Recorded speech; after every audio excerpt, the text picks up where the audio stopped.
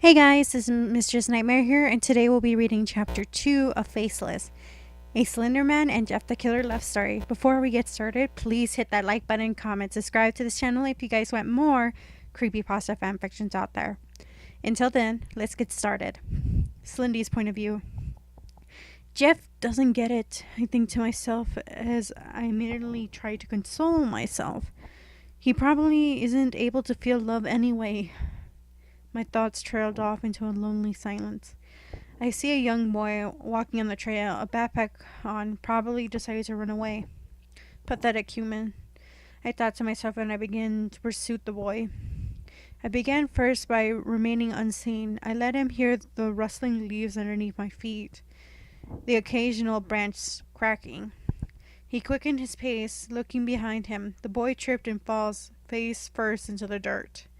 He turns around, and I step into view. He shrieks and begins to run through the forest. I pursue him half-heartedly, letting him get ahead of me, but the time I got close enough, or caught up to him, he was already dead. Then I saw her. She was pale white, death white. Her hair was straight and brown, hanging to her waist, a deep cut covering her forearms. A light and gentle voice carried through the air as she hummed a song. She was perfect. I feel my heart flutter in response to her voice. The sound of the branch breaking underneath my foot pulled me out of my trance. She hears, and our eyes meet.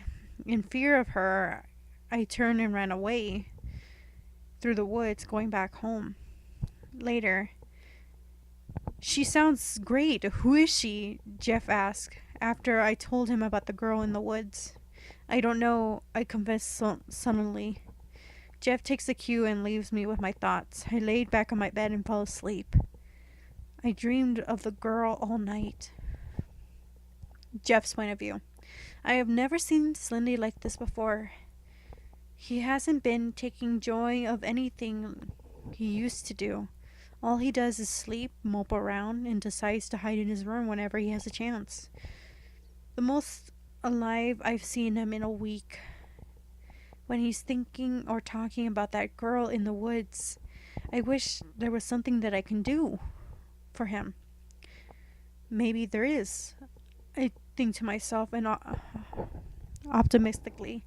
Slendy said he found her in the woods. Maybe if I could take Smile into the woods, I can find her, talk to her, maybe find out who she is, maybe even convince her to meet Slendy. Then I could get my friend back. I threw on a fresh hoodie and a clean pair of pants. I stuck my feet in some shoes and called my dog. "Smile, come here, boy," I shouted as I closed the mansion's door behind me. The demonic husky comes running to me. "Hey, bud," I scratched around his neck. "Want to help me help Slendy?" I asked as Smile wagged his tail in response. "Okay, let's go." We set off into the woods in the direction where Slendy had described.